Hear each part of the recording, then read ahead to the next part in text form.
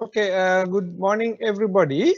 I'm Gihan Dias. I'm Vice Chairman of the Federation of IT Industry Sri Lanka, known as FITIS. And on behalf of FITIS and Cybersoft Private Limited, our event partner, I'd like to welcome you all for this virtual workshop on transforming IT ops or IT operations through artificial intelligence, or what we might call AI ops. So these days, digital transformation is a buzzword, right? Digital transformation. And what we are doing is everybody is moving into more and more digital stuff, and which makes our IT environment more and more complex, which increases the risk of a digital services outage. I mean, maybe 20, 30 years ago, if you want to do something, you just set up a server, install something on it, and you ran it. Today, with in-premises and cloud and various services and DevOps and artificial intelligence and various things, it is becoming more and more complicated, and keeping things running, keeping things efficient, keeping things cheap, right? Sometimes you can spend a lot of money on something you don't really want, is very, very important. And then AI-enabled IT operations, or AI ops, offers solutions for getting all of this done. It combines analytics, data science, big data, IT, logging, monitoring, automation, and many other things to remediate and empower IT teams to fix problems quickly. In fact, try as far as possible not to have problems at all. So keeping this in mind, we at FITIS, together with Cybersoft, have organized today's virtual workshop, online workshop, to give you a insight into how to transform IT operations through artificial intelligence. So I first of all would like to thank the two speakers for their valuable time and sharing their knowledge and experience. But before that, let me very quickly talk about the Federation of Information Technology Industry Sri Lanka, or FITIS. You may not know of us. We are the apex body for the ICT industry in Sri Lanka. We cover the entire IT industry with many chapters. So we have the hardware chapter, where we have all the companies who sell various types of IT hardware, computers, phones, whatever, servers, and of course now moving on to cloud services. All of that might be even considered hardware. Then we have the software chapter, which are the companies which develop software within Sri Lanka. Then we have a very important segment, education and training sector, the people who train all our IT staff, our programmers, and everybody to man our industry, and not only our industry, all the other industries which need IT staff. Then we have the communication chapter, which enables us to communicate. As you know, during the COVID period, when we were more or less stuck at home, it is the IT industry, the communication sector, which helped make sure that all our internet was working.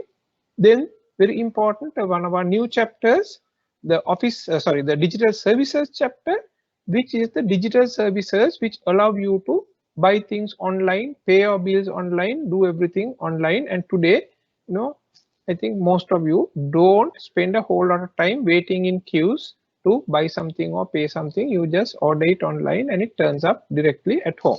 That's digital services. And then we have another new chapter called office automation chapter, which are the people who look at how do you automate your office, how you make your office. And today, remember, it has become a virtual office, right? People are maybe working from home or some other place. How do we make that work very efficiently? And finally, we have the professional chapter, which looks into the security aspects and making sure everything is secure. So FITIS is well equipped with all the essential segments of the IT industry. So anything you have with IT, one of our members or one of our chapters is able to help you. In fact, last year around this time, when we suddenly had to stay at home and do everything, it was FITIS who said, okay, let's find out what are the solutions people have, how can people work from home? And we had a very effective campaign. Some of you probably would have used that or seen that. Yeah, we made sure that companies were able to effectively work from home. if you are not in the IT industry, I'm sure you will use our help. And if you are part of the IT industry, you may want to join our organization and make it even stronger. So, of course, we have our sponsors today, the event partner, Cybersoft, the corporate partners, Asiata Digital Labs, Connect Information Technologies, Epic Technologies, Dialogue Enterprise, Just in Time, Lankabel, Luna Labs, Oral IT, Sarva Colombo, Zillion, Sri Lanka Technological Campus, and SoftLogic Technologies. So, thank you all of these event partners, corporate partners, and so on. And you can see their pictures on the screen on the slide, their logos. So thank you very much, and I will hand you over to Mr. Fairuz Habib, who will continue and moderate the session. So over to you, Fairuz. Thank you, Professor. Thank you. Good morning, everyone. As Professor said, that I'll be hosting this virtual session today. On behalf of FITIS, BMC Software and Cybersoft, once again, I welcome to all to exclusive virtual session with FITIS on transform ITOps through artificial intelligence. So thank you again for joining the session. So before we start today's speakers, I would like to share more about BMC Software and my organization FITIS and about the theme of this virtual session. Cybersoft is engaged in software-only business and especially focused on system package software as well as application solutions business. Cybersoft is an active member of FITIS and has contributed immensely over the years in helping them develop the local IT industry and the market. Cybersoft has been in the business for the last 25 years and has several prominent customers in BFSI, telco, and government sectors. So BMC Software, from core to cloud to edge, the BMC continued to build on 40 years of heritage of shaping digital transformation for organizations around the world. BMC delivered the software and service innovations that help over 10,000 global customers, including 84% of Forbes 100, Global 100. It thrives into their ongoing evolution of autonomous digital enterprise. Cybersoft is a solution partner of BMC Software, and this partnership will bring the promise to chart a growth path and the scale new heights of the organization in Sri Lanka. The term ITOps refers to the information technology operation. The major activities are provisioning, administration, and maintenance of application infrastructure resources together with technical support. Ultimately, the common goal of ITOps are going to be reduce complexity in IT operations, shorten time to resolution, reduce cost, embrace automation, and improve efficiency. In today's session, we will cover the business that opposed to drive this approach to become autonomous enterprise or the exponential organization to position them as a digitally mature organization. So over the next 75 minutes, we will have a session by Aranda Adhikari, Head of Business Analytics from Dialogue Asiata, and Gunnar Kannan, AVP of Pre-Sales, APJ BMC, which will be followed by the panel discussion. So let me give an introduction to Aranda Adhikari first. She's Aranda with 17 plus years of experience in data science domain like OLAP, data warehouse, robotic automation, data quality, and big data technologies, and served as a tech lead of managing full life cycle of multiple analytics tools implementation. And we have next Gunnar Kannan. Is a leads pre-sales organization across Asia Pacific in Japan. Is a technologist and at the core, and he always looking to identify how solutions can drive better efficiency and lower risk and grow revenues for the customers. He engaged regularly with the executives with various industries, discusses with analysts and speakers. They usually speak at various events on a wide range of topics. He carries wealth of knowledge and experience in cloud computing, ITSM, automations, performance management space. Without much ado, let me ask Aranga to share his perspective on transform IT ops through artificial intelligence. Over to you, Aranga.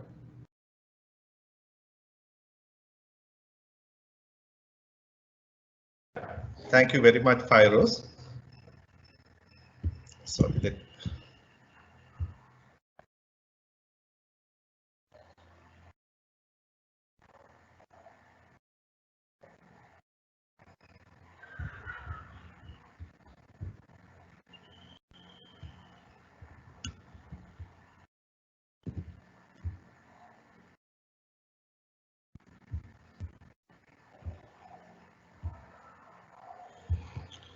Right. Okay. First of all, thank you very much for the opportunity. I'm Randa, heading the BI Analytics team in Dialog. So although I'm not from the ITOps department, I'm a very good customer in the ITOps team.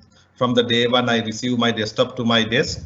So I have involved for the server configurations, even I trouble them for the service tickets. So I know what are their challenges, what are their the expectations, that sort of things. I have a very good understanding.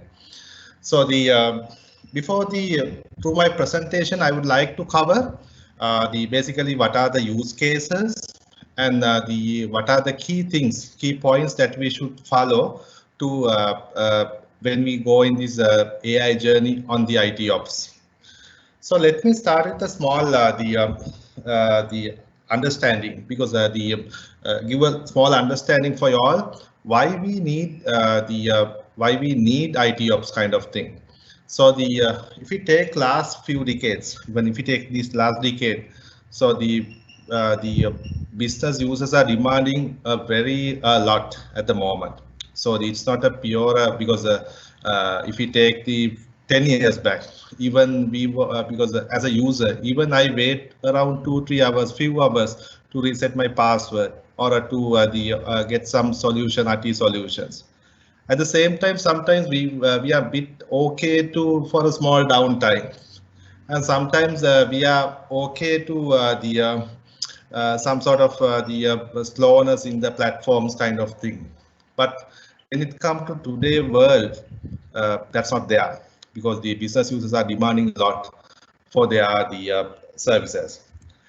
And at the same time, the point I want to highlight, although the number of requests are getting increased, at the same time there's a challenge of reducing the cost. So if we take last few the last decade, so number of, let's say, in any organizations, number of tickets that's raised to the IT, definitely it's increased exponentially. So at the same times, although this demand is coming from the business users, but they expect the cost reductions as well. They expect the cost reduction from the tickets. They expect the cost reductions or the downtimes, the expectation, the uptimes they want to increase. So many demands is coming from the business users, because all the things ultimately depends on the value that's generated to the business.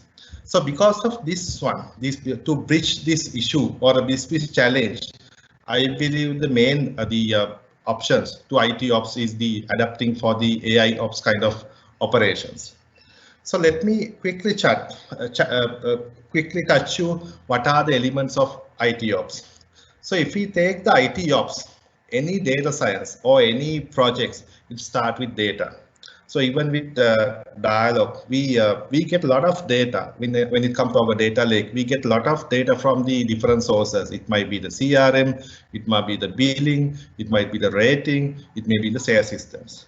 So similarly, unfortunately most of the time, even we don't care about the data that generates inside IT systems. It may be the event, it may be the tickets, it might be the logs. Sometimes those are not in the structured form, or either semi-structured form or the unstructured form. But we should, if we want to set up this environment, we need to capture all these data, because I think there's a famous saying that in 21st century, data will be the killer. It will generate the forced industrial revolutions. So if we need to generate some output from here, from the IT ops, if we need to improve the IT ops, definitely we need to collect this data. That is the first element. And then the second point is the real-time processing. When it comes to IT, because the few years back, most of the time we care about we consider the batch processing, but today the batch processing is not relevant for some of the use cases. When it comes to IT ops, also it's the same. So I believe the real-time processing is quite important. Streaming or the using some Kafka technologies to get the real-time feeds. Those are quite important parameters. Then other points are rules and patterns or the domain algorithms. Those are quite important when it comes to this element. And finally, it's on top of that we need to deploy our AI or ML algorithms. At the same time, we need to do an end-to-end automations point. So if we say the elements, if we want to identify what are the elements of the AI in the nutshell, these are the components that we should consider. Let me touch few use cases that's relevant for the AI ops. So the first use case that came into my mind. So even for the analytics, in any analytics, it may be related to marketing or anything.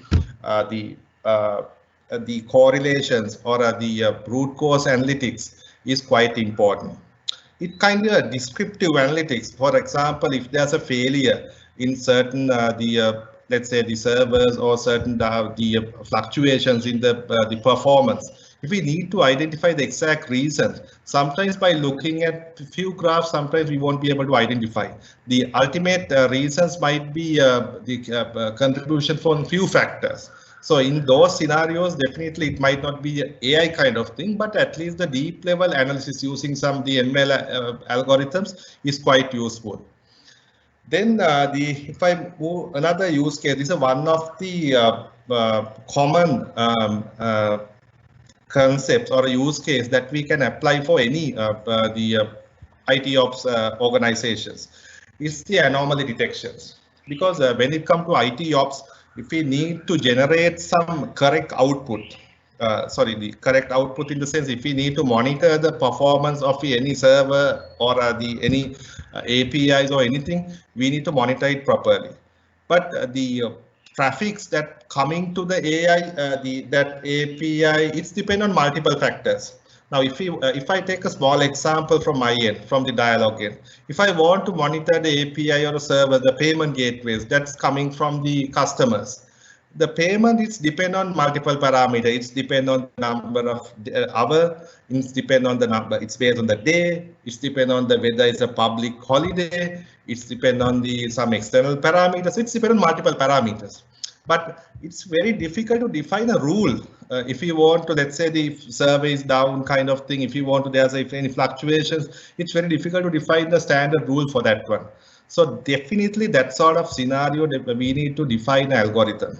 The algorithm, there can be multiple algorithm for the this anomaly detection. It's kind of a prediction algorithm. It can be FB buffers or the isolations for us. That's what there are multiple algorithms available. So these sort of algorithms we can use to do the predictions of the anomaly detections. Then the other important point when it comes to IT, the capacity. So even I personally almost experienced the same thing when it comes to our data warehouse, our data lake. If we can identify our capacity upfront and we can give a correct the forecasting at least for 1 year or 2 years, it's quite important because it's affect to increase the satisfactions of the customers or users. At the same time, it helps to business continuity and get the right decisions. So but the capacity planning also, even if you take the capacity, it might be the storage, it might be the performance.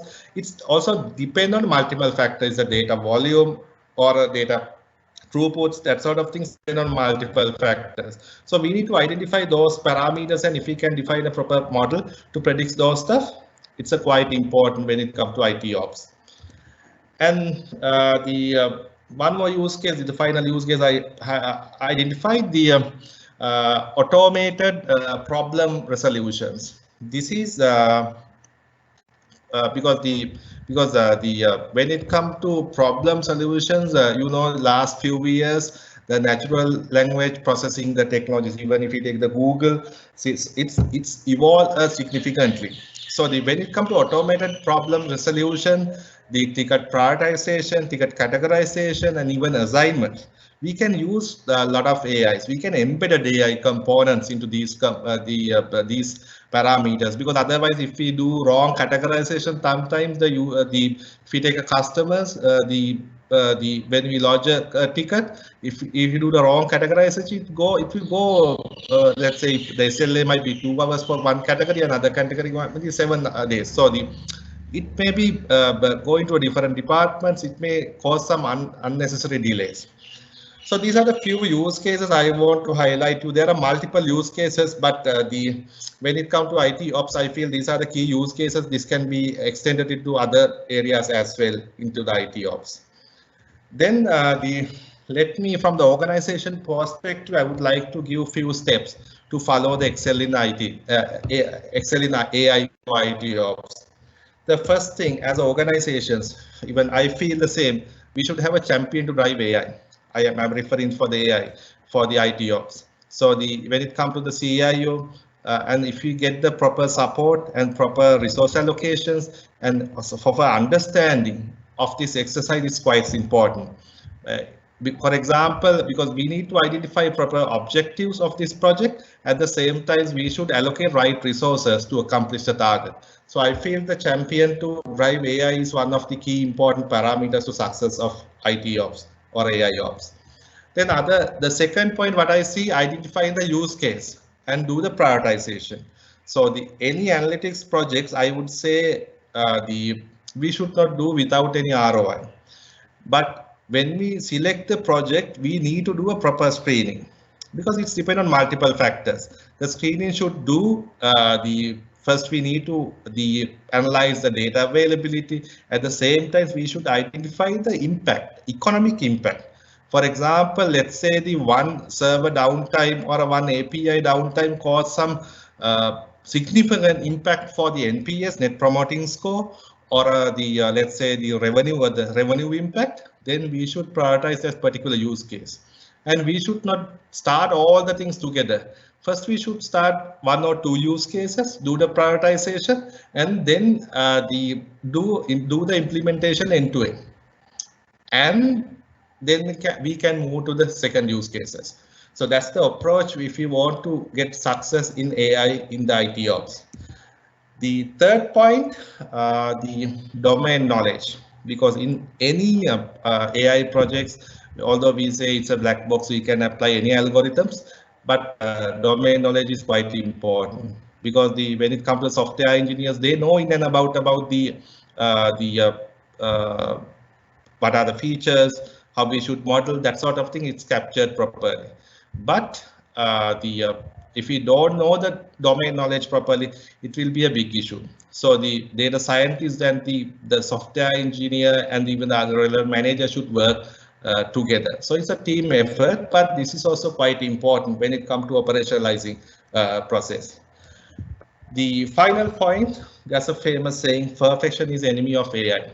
So when it comes to the AI, you can't, sometimes your first model might not be the 100% accurate. It might be 50%, but you should not give up. So gradually you should be improve it to maybe at least 80-70% of accuracy. So it's kind of, you can use reinforcement learning. There are multiple learning techniques you can use, but it's the journey. Analytics is a journey. You can't expect a ROI on 1 day or 1 week. It's a journey. So you should start small and fail learning and adapt quickly. That's the points I would like to highlight. So let me call upon Gunal to take you through the second presentation. Gunal, over to you. Thank you, Aranda. It was a good set of insights to the whole notion of AI ops. Let me get my screen up.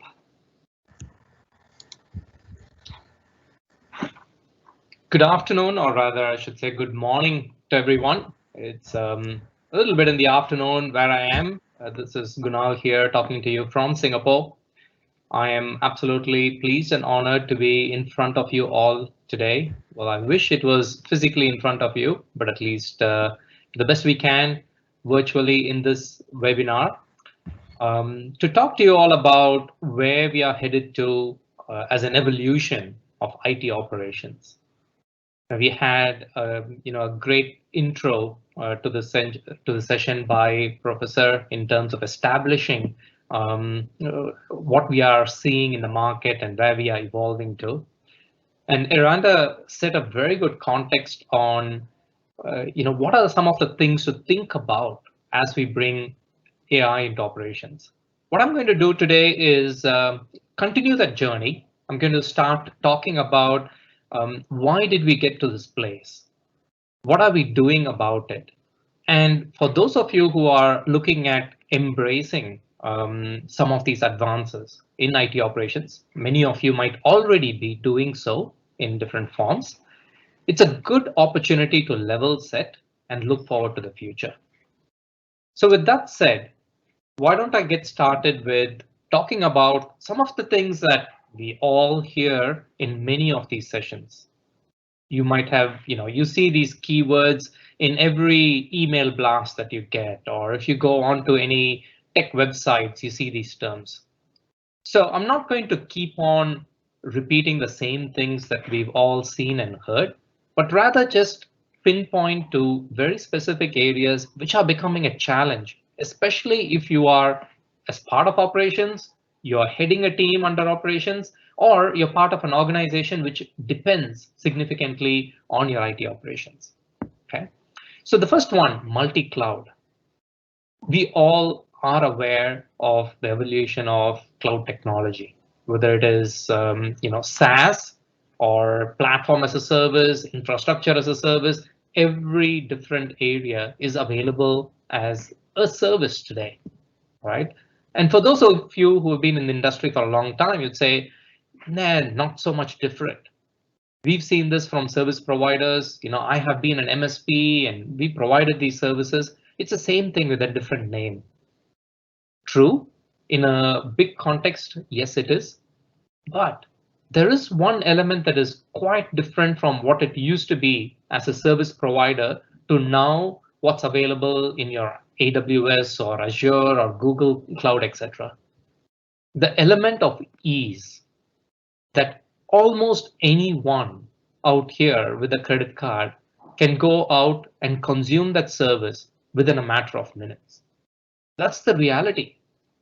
Whether you are, a startup company, you're a mid-sized company, you're a large enterprise, it doesn't matter. The same level of services are available to anyone instantaneously, and with a few clicks or with a couple of lines of, API calls or code, you can set up an entire application. You can set up an entire ecosystem of services available to you. Whether it's at the level of running big data analytics or a simple application of filling up a form and getting some data stored, all of them, the entire range is available instantaneously. Now, what this poses as a big concern to various organizations is that infrastructure is very volatile today. It's there in a moment, it's not there in another moment. One day it's a virtual machine, another day it's a serverless Lambda function. The third day it's a container. And this shift is constantly evolving. And as an operations person, you are expected to keep on top of all of these because the business expects you to provide. Professor mentioned, in previous times, we should be okay if certain things were nothing. But now everything has to be available 100%, right? And performing excellently as well. Now, add on to this, the whole notion of DevOps, organizations evolving their applications in an agile manner, which means you didn't wait for 6 months for a release cycle and you are busy for a couple of weekends and nights and putting all your new patches in and new applications in. And then for the next few months, you're just making sure it's all working. Gone are those days. On daily basis, you're getting new updates and new patches to be rolled out. Now, the third part of it, Aranda was mentioning about data lakes. We've all heard the terms around data just exploding. In our personal note, we are all aware when we take our mobile devices and we see how many photos, messages, emails, so many forms of communication that we ourselves are carrying and we are promoting on a daily basis. And then when you add in the enterprise context to it, there is humongous amount of data collection, retention, and analysis that goes on today. So these are some of the obvious challenges that operations teams are facing day in and day out. On top of that, you also have the whole context of what tools can I use to manage this. Everyone is familiar with a couple of tools which they'd like to continue on. When I started my career back in the day, if you asked me about network monitoring, I would say yes, straight away. I like to use Zabbix or Nagios or SolarWinds, right? Tools that I got so comfortable with. I know how to install this. I know how to monitor a few devices. And I'm so comfortable getting those red and green alerts coming up. Then as you evolve, it's the company gets bigger, new people come in, you merge with another organization or you acquire another team, new tools come into play. And you can see out there, Gartner says on an average, large enterprises carry at least 10 or more monitoring tools to manage their environment. Every time you brought in a new piece of infrastructure, whether it was a storage, a cloud system, an app, it came with its own little monitoring tool. For those of you who are into operations in terms of not IT, but let's say you're part of a telco, you've got various telco infrastructure. You're part of a hospital, you've got so much hospital infrastructure. And even if you take financial industries or manufacturing, every one of your industry has so many advances in technology that it's not just IT servers and network routers and storage. Today, there's a humongous amount of non-IT equipment that needs to get monitored as well. And each one of these come up with their own tools. So you have a huge sprawl of tools, so many people running around and trying to figure out one key issue that we all face, which is what we call as root cause analysis. Very similar to our own lives. When we look at our health, if there is a small little symptom that arises, we run around, we check on what could it be. You could do the the best doctor in the world, Google, to go and say, hey, I've got a little bit of pain in my neck today, right? Why neck pain? And you get 10,000 different answers of why you could have neck pain. And then you talk to your friend, your mother suggests something, then your doctor suggests something, and you kind of find so many different things to eventually figure out what's the root cause of my neck pain. And that's the same thing in our IT operations. Different people, different tools, different viewpoints for us to figure out what the root cause is. Now that's where we have tools that come in which bring in more AI. And again, we all understand AI is multiple human brains just brought together in the form of helping us easily, right? It's not superhuman or anything like that. AI is our own intelligence compressed into computational capabilities and helping us in the right place at the right time. So if you see the scenario in terms of my slide here, I want you to pay attention to the green part, some of the challenges today, complexity in IT, tool sprawl, which I mentioned, too many tools. How do I scale as my organization gets bigger? How do I implement all of these? It's easy to go buy a tool. It's so difficult to make sure the tool is fully adopted and implemented. By the time you set up something, someone gets you into another project. Everything gets snowballed into. And then how do I make sure I'm still showing increased productivity? Now on the right side, we show an approach that we at BMC have embraced. Okay, again, we are not the only ones. Of course, there are many other vendors in the market who are practicing the whole concept of AIOps. In my particular example here, I'm going to take what I'm more familiar with, and which is the BMC platform. Okay, so let's set the tone here. When we talk about AIOps, what are some of the key use cases that we engage on. So let me get my little red pen and try to point out to here. So first one, monitoring, or what today we call as observability. That's another term that's getting very fast into the market. Making sure you have your eyes on the different systems and you are getting data feeds in. First, check. Most organizations, most people have got this set up. Even in your personal lives, right? You've got monitoring, you've got a security camera at, in your house, in your garage, or you've got something set up to make sure the kids are not online all the time. We always put something to monitor stuff. Then comes the point of, what do I do with all of the data that I monitor? We get something called as events, right? We love to get notified because we are not watching the same thing all the time. We can't be staring at the same screen and see for something to change. So we get notified of events when certain events occur. And what does that event mean? You have to exceed a particular condition that I have. In the good old days, we would set, if my CPU level went above 80%, send me an email alert. If my CPU went above 90%, send me an SMS alert. And I can tell you, I've been to a number of customers where when you sit down with the operations head, his or her phone just doesn't stop dinging, right? And I get frustrated sometimes, especially when they don't put it in silent mode, right? Ding, ding, ding. It's just constantly pinging. And then I would say, is it important? You have to pick it up? And they say, no, that's okay. I just keep getting alerts all the time. So it makes you wonder, what do you do with all those alerts? If you're getting alerts every other minute, which one are you going to sit and pick up?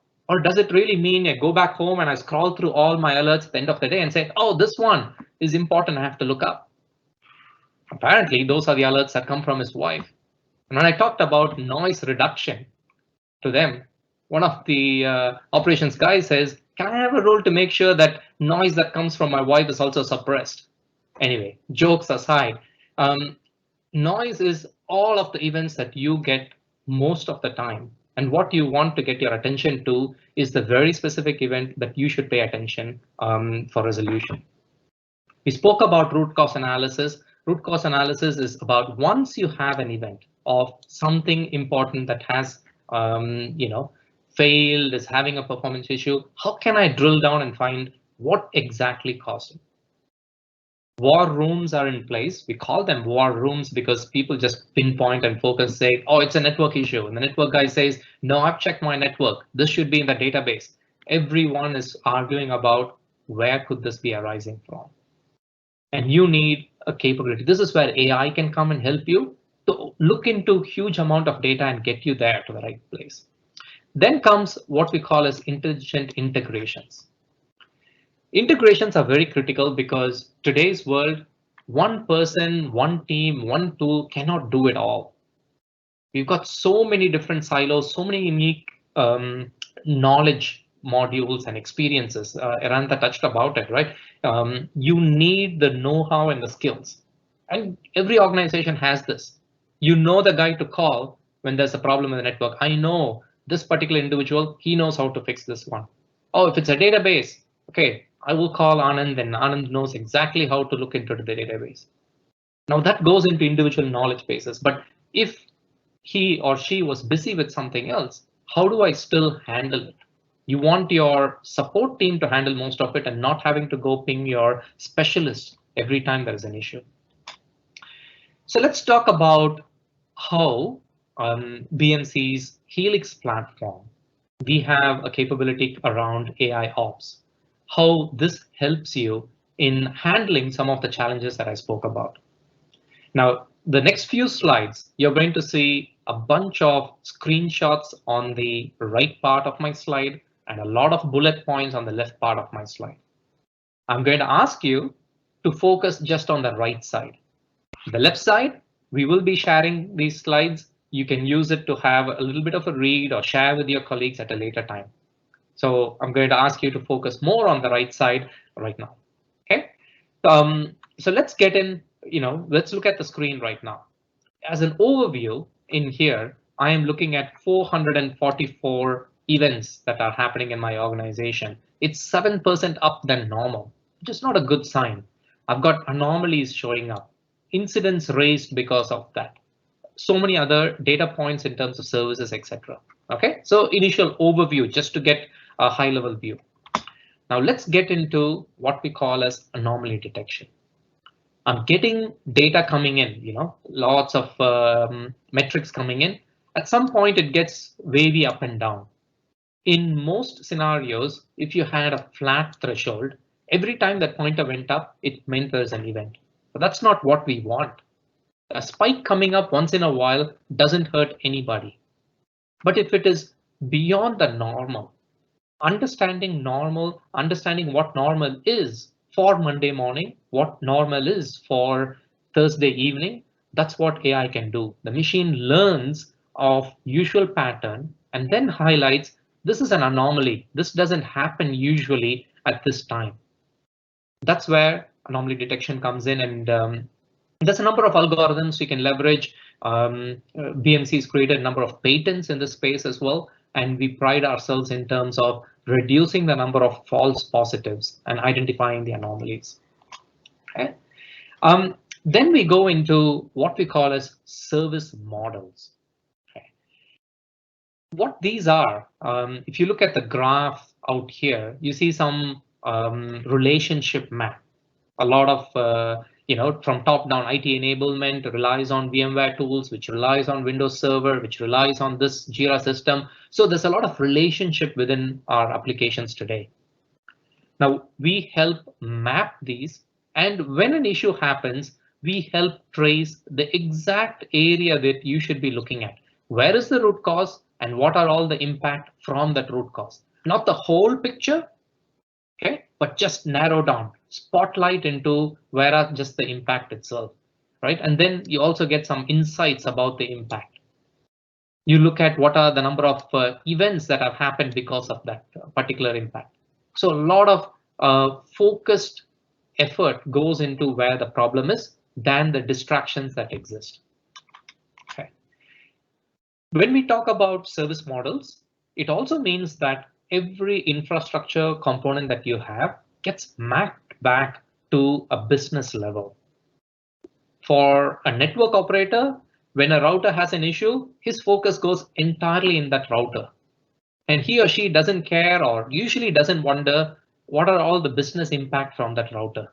He just knows Cisco 8212 has an issue and I need to go and do this particular troubleshooting on the port. But at a business level, we need to understand what services are impacted. Are these critical services to the business? How critical? And this kind of a heat map gives you the ability to look at what are my primary big services, and the ones like big one there, SharePoint, heavily used critical service and is red. I need to focus there as opposed to a small little information system that is also red. Okay, so that gives you prioritization.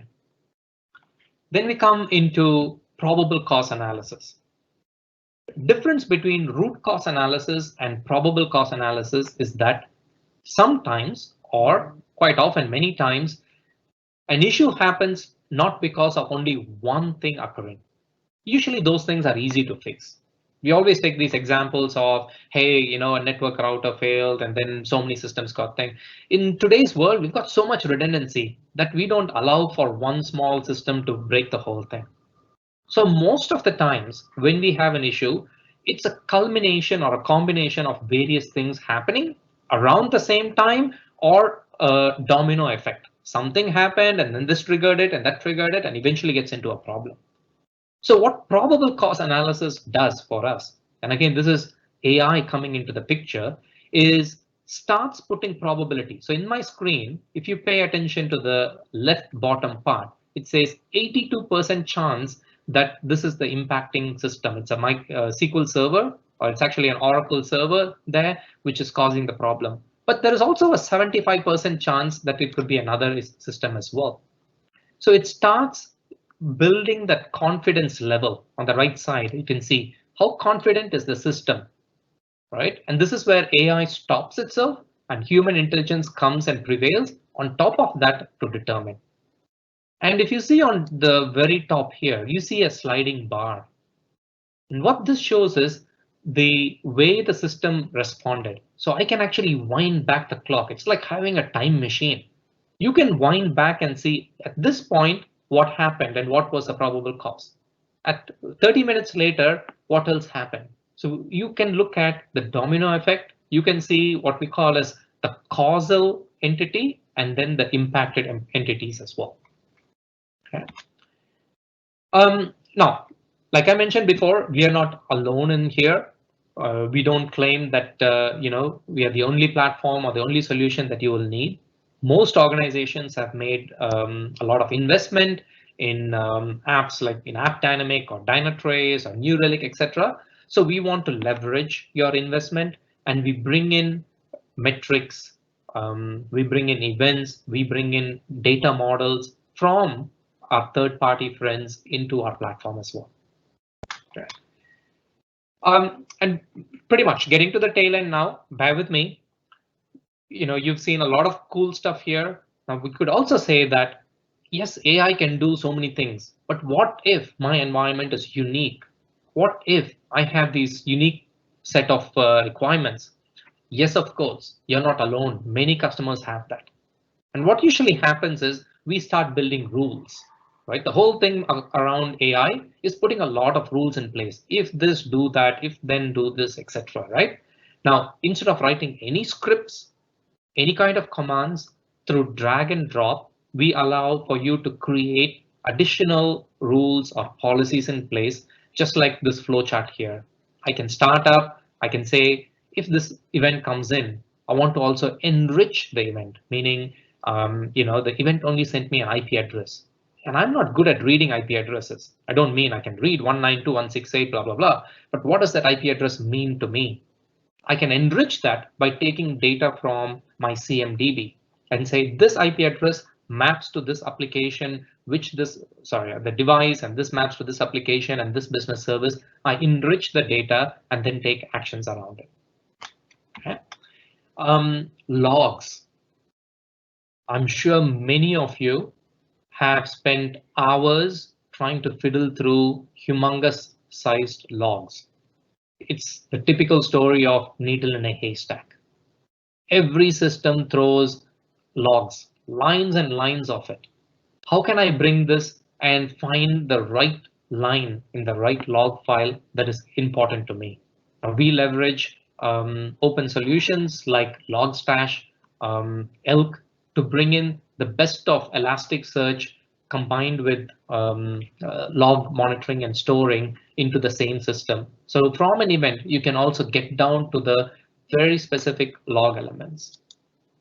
Okay. Now, all of this should happen with a good process in place.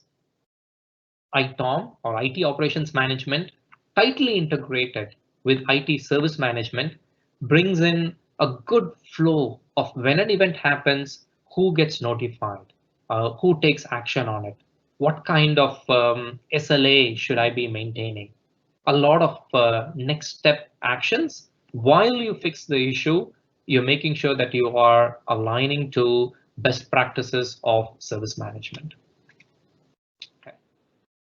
Now, anything to do with operations, just like Mission Impossible, we'd all love to have some nice dashboards as well. In the ideal world, we should see most green stuff in there, but hey, we don't live in an ideal world.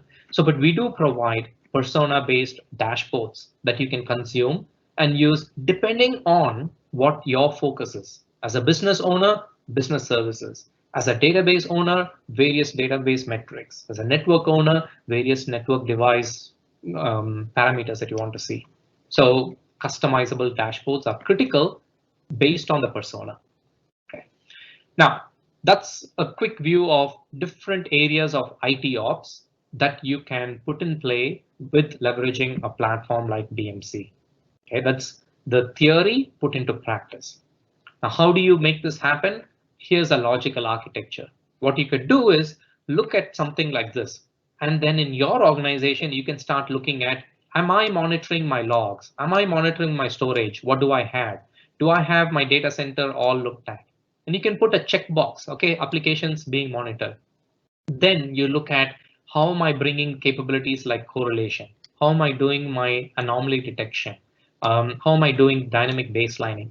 These are things you can look at to see how a platform can come in and help you on top of all of your base elements. Then you lean towards integrating with service desk, head towards more automation.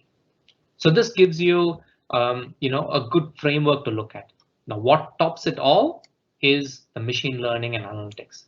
Can we apply AI, which equates machine learning and analytics across the board in all of these areas to simplify our lives, enhance our operations, and evolve into a much more productive organization? Now, how productive can you get to?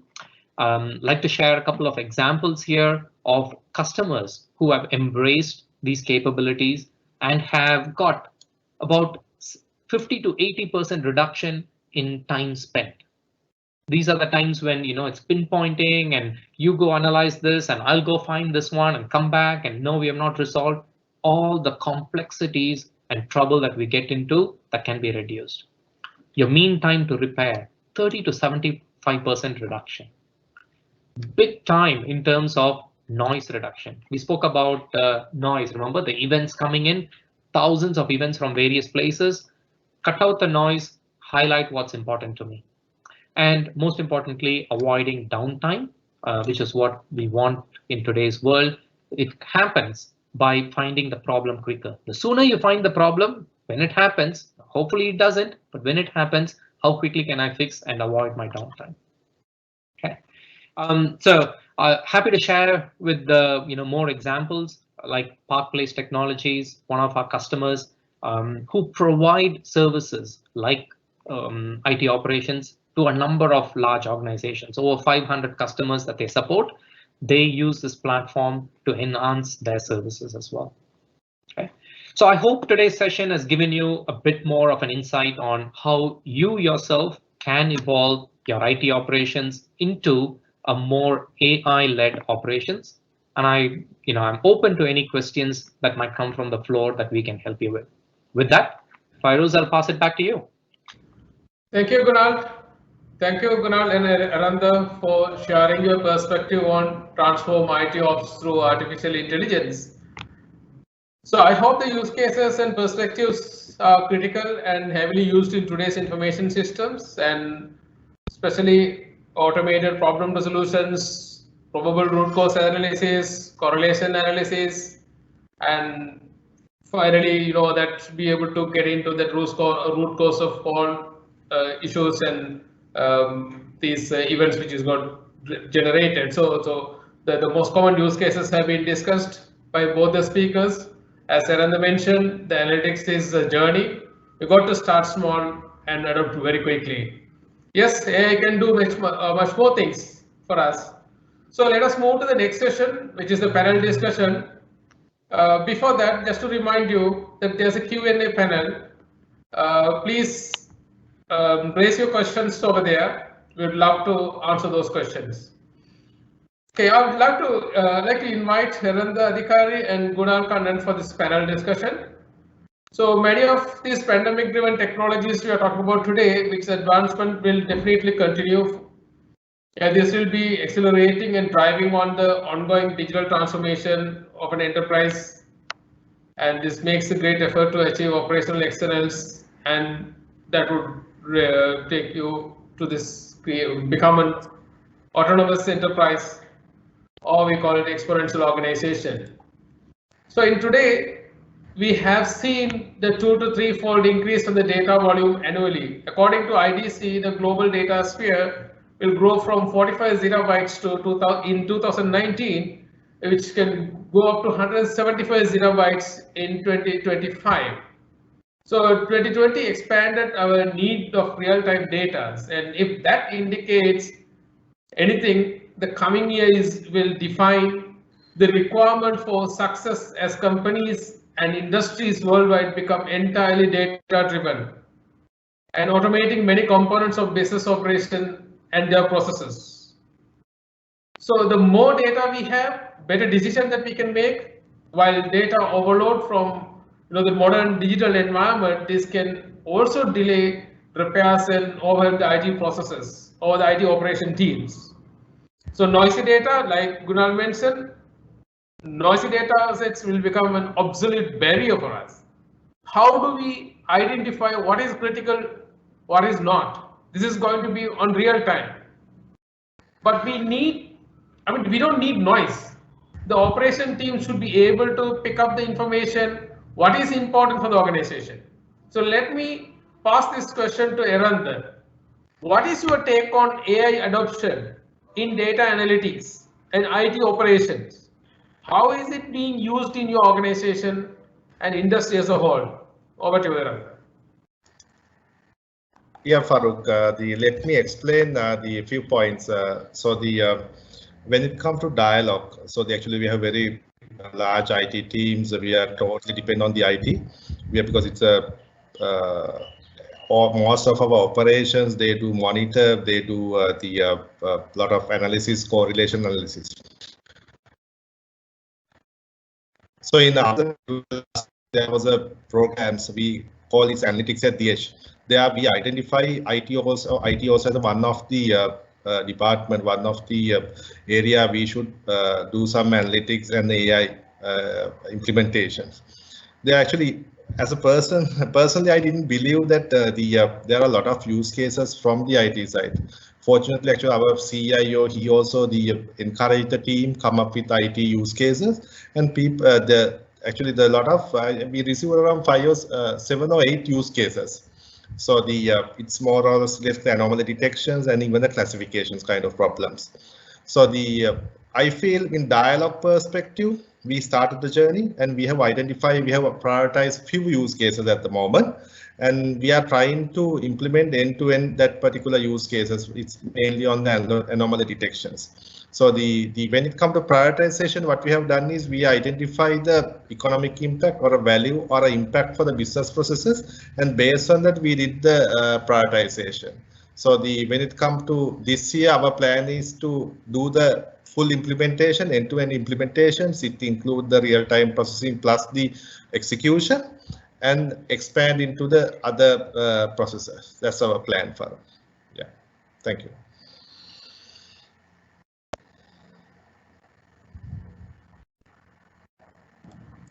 Thank you, Aranda. Meantime, there were some questions have been posted in the chat window as well. Please have a look at, and if you can pick up any of the questions, that would be great. So with the interest of time, I will move on with the next question, but definitely we will try to answer all the questions which is raised by you all. So now, when we move on to this next question, which is the business leaders, now that we see that next question is over to Gunnar. So when it comes to digital transformation, every organization has its own priorities, and we hear there are a lot of buzzwords around AI. Do you think AI should be on a mission critical initiative list for 2021? It's over to you, Gunnar.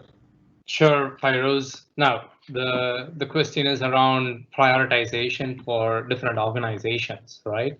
If you ask me, is adoption of AI mission critical? Maybe not to that extent, right? We're not, when we talk about mission critical, it's like an absolute important thing for an organization to propel forward. It's not a must, but it is certainly going to be one that's going to make you differentiated against your competition. That's the world we live in. Every organization, every industry, there is so much competition in your world. And as much as what is mission critical to your board of directors and the leaders in your organization might be to get the organization to the next stage, whether it is customer acquisition, it's coming up with innovative products, you name it. Different organizations will have their goals and vision. The IT, the surrounding infrastructure is an enabler for all of that to move at the pace that you have to.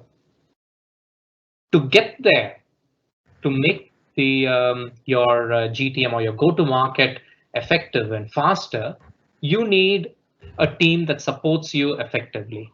And that team should not be dragged down by issues and bottlenecks and performance. These are things that we got to set aside and look at how do I move my organization in a forward direction without the dragging factors. Now that's where AI is going to help you significantly. Think of it like an automated vacuum cleaner, one that can just go around and clean the entire house for me. Is that mission critical for the family's progress and happiness? Not really. But can that help us significantly? Absolutely. While it cleans the house, now I can use that time to spend more time with my kids. I could maybe focus on them not playing their games and spend more time bonding or helping them with their work. So it's certainly AI is coming in to help address an issue which might not be mission critical, but certainly helps me progress further in my organization. I hope that gives a better context there, Feroz. Yes, Gunnar, thank you. I think that's a good thought on that, to help address the organization to move and focus on identifying what sort of solutions, what are the areas which require the prioritization. Having said that, business needs to be improved, and in today's set where the organization, though the leaders should have the vision for tomorrow. So next year, or most probably next 5 years, will define what companies and industries around the world need to succeed and become entirely data-driven organization, which is as many components of business operation should be shifted to the automation. Like having considered those, I would like to pass it to Eranda. How do you recommend the industry can achieve immediate value in AI ops adoption and implementation? Yeah. So when it comes to implementations, I believe we need to focus on two areas. One is how much time it takes for the detection, mean time to detection, at the same time mean time to resolutions. I think from the AI perspective, we should be able to address the both point. So but when it comes to the adaptations kind of thing, there are few phases. So the first may be the establishment, because for example, if you want to deploy a AI driven ITOps, first we need to identify 1 or 2 applications for this one, and we need to test it out. At the same time, we need to adapt the processors and the skill level. So that will be the establishment phase. Then there's a phase called reactive phase. So it might be kind of the first it can be you are looking at the data. Even when you process the data, you will see what are the patterns, and based on that you take some reactive decision. But that's also quite important, because that will help us to fine tune the process, at the same time identify the key parameters. Then it will come to the proactive stage. The proactive stage might be we'll be able to do the predictions, and we'll be able to identify the issues in advance using different technologies. So that sort of phase is coming, and then we'll be able to expand it. So I believe if you want to adapt to any organizations, the process should be, we should start with the small, at least one couple of the use cases. At the same time, another option we do adapt the partner with organizations like BMC, because they have expertise on that domain. Can do some fast track on this deployment. So both options are available. So, but a lot of opportunities in this domain, and we should try small. Yeah. Thank you, Felix. Yeah, I think that's a good point, Eranda, that we will see the demand for AI, at the same time AI-enabled operation, and which is growing, and we as an organization, individual in silo, it is difficult to cope up to the level where the business is required to achieve that success. So it is AI-enabled operations. It's continue to grow. based on its ability to address and anticipated unpredictable scenarios using AI and machine learning. And we should be able to do that predictive analytics part quickly. So I would like to pass the next question to Gunal. Firstly, I mean that this is for both the speakers. Let me start with Gunal. If you, in your view, what is the recommended roadmap for adoption of AI and machine learning? Sure. I did briefly cover that part towards the tail end of my section, right? And I would start with saying the premise is there is no one size fits all in this particular journey. Each organization is unique in their own fashion in how they have evolved and they have matured in their IT operations, right? So it's a maturity curve. You find some super large enterprises who are still fairly immature in their processes. And you see on the other end of the spectrum, fairly simple and small organizations being totally efficient in adopting technology to the best level. Okay, so I want to premise the thing of it has to come down to your own organization's maturity level. Now, no matter where you are in the maturity level, it starts with having an assessment of your current state, looking at a framework, like the architecture that I shared there with you, understanding which parts of my puzzle have I already implemented and which parts of the puzzle am I confident in leveraging the data. That's a very critical part. And we've all heard this notion of garbage in and garbage out. So if your source information is not something that you're confident about, it's time to go fix it. Then comes the layers of, to the point that Aranda mentioned, looking at which parts of my data points are more critical for my organization. Prioritization, making sure that you have those critical integrations, data points being brought in into the AIOps platform, apply the technology on top of it, and see the outcomes. And progressively, you can start bringing in more to get more maturity out of it. Hope that helps set the scene there. So, Aranda, would you like to? Yeah, actually, even I feel when it comes to analytics, it's a journey. You can't accomplish because the targets within 1 or 2 days. But you should have a patience. At the same time, the continuous improvements is quite important to accomplish the targets. So it might start from the basic because when it comes to analytics, it may be the descriptive analytics, is the predictive analytics or a prescriptive analytics. If this journey, because if you have not based on the assessment, you can decide. You can start with the descriptive stuff like dashboards, the Kunal has the brief. So it's depend, but I believe the first set up assessment and define the roadmap is quite important based on the business priorities. Yeah. Thank you, Aranda. I think we have covered the questions which supposed to be covered part of the session, but we have so many questions lining up, interesting questions. Gunal, would you like to pick up any of the question and give a brief, because we have so many questions to be answered?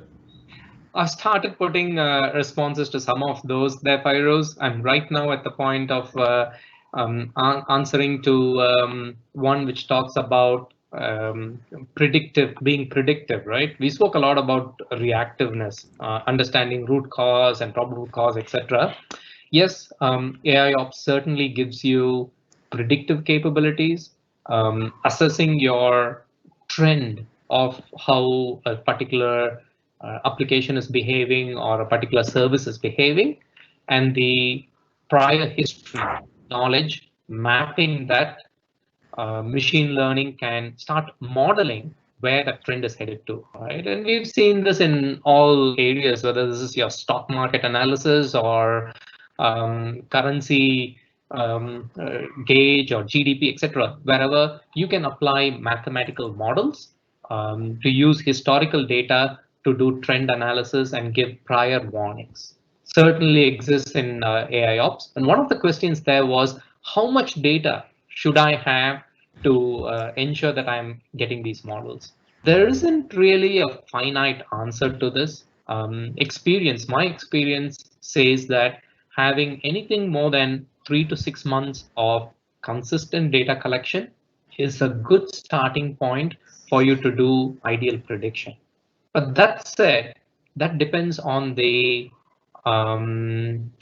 what can you say, the volatility of the data or the metrics you look at. And give you an example here, right? Let's say you are an organization that is into commodities in some kind of B2C, and you have e-commerce capabilities. You know that there are periods of time in the year when it spikes up. The number of users who are on your site or making purchases goes out of the roof when it comes to end of the year or right after when people get their bonus, etc. So if that kind of a period wasn't captured in your prior set, the system is not going to anticipate that there is a peak expected. So the past duration really depends on how volatile that particular system has been.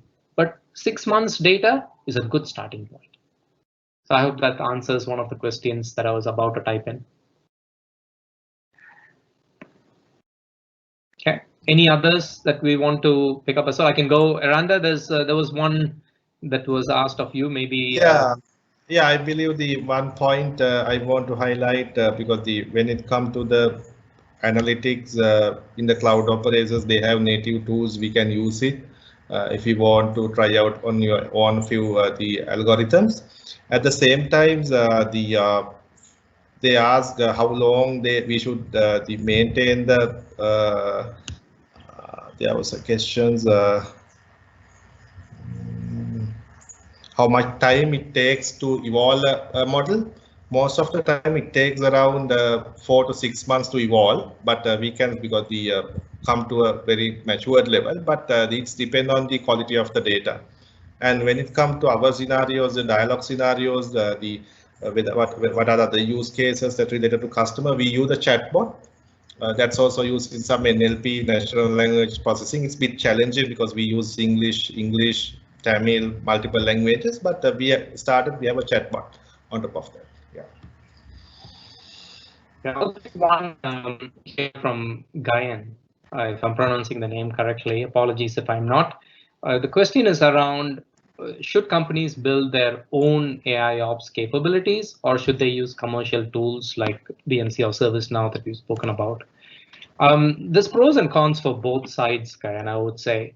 Yes, there are a lot of open source technologies or platforms available. In fact, I spoke about us even using things like Elastic within our own commercial offerings as well. So it certainly can be achieved within your organization if you use open source platforms or technologies there. Where off-the-shelf application can come in helpful is not only do you get the technology, but also the experience and the guidance to take you through. So, that's really where it comes to, because when you're implementing anything that's open source, you've got the technology. Then it's a question of then what? How do I build upon this? What do I do in terms of a roadmap? How do I address certain things? And that's, one area to consider apart from continuity of service. And, in many organizations, when they embrace open source, you've got this one or two people who are very keen on picking it up and setting it up, but a lot of knowledge relies on them. If they do leave, then you have a bit of a gap. But when you use, an offering from someone like BMC or otherwise, you've got the continuity of education, support, etc. Okay, so it's a balance that has to be decided. And in conjunction with it, if I can also close out on the second question you had, Gayan, on would you choose on-premise versus cloud? My personal opinion and my response would be, as much as possible, if compliance and government regulations allow you, go to cloud. Because the return on investment there, in terms of not having to manage the infrastructure, do the uptime, upgrade the platforms, a lot of different unnecessary tasks that can be handed off to somebody else is going to be really beneficial to the organization, especially at a period of time when everybody is moving at the super fast pace. And you have to stick to that pace to make sure your organization is not going to be suppressed by your competition. So I would certainly advise to go the cloud way as much as possible. All right, so thank you very much. I think it's a very productive session, very useful. Thank you both gentlemen sharing your knowledge, experience. And if I just summarize the current trend to shift organization to become autonomous digital enterprise or the exponential organization does not pretend to be people become less critical your operational excellence, but instead it increased use of AI, machine learning, and automation to minimize manual efforts in operations. So it frees up employees to spend more time with their high level critical thinking and leverage their creativity skills and intellectual across enterprises to take better advantage of new value adding opportunities. So this is the message that we could give. With that, I would like to thank Gunal Kannan and Niranda Adhikari for your valuable thoughts and sharing your knowledge with the audience. We now come to the end of today's virtual tech session with FITIS. I hope each of the attendees would have got some takeaways from the session and would have got insight on how technology can help you create enterprise as a digital enterprise, and with how can you know that look at for the exponential growth for your organization. Please respond to the short survey. It's there in your Q&A panel, and it will help us understand more about your digital transformation journey and design our forthcoming events accordingly. And also, there are a lot of questions. I'm sure others also might be having the similar questions. It would help us reach out to you. Plus, you can always that get back to us. We shall also be sharing the recordings with about these virtual sessions for your reference. And if you have any questions, you can write to us on bmc@cybersoft.lk. Thank you again for your time and good day ahead. Thank you very much. Thank you, Feroz, and thank you, team. Take care. Thank you very much.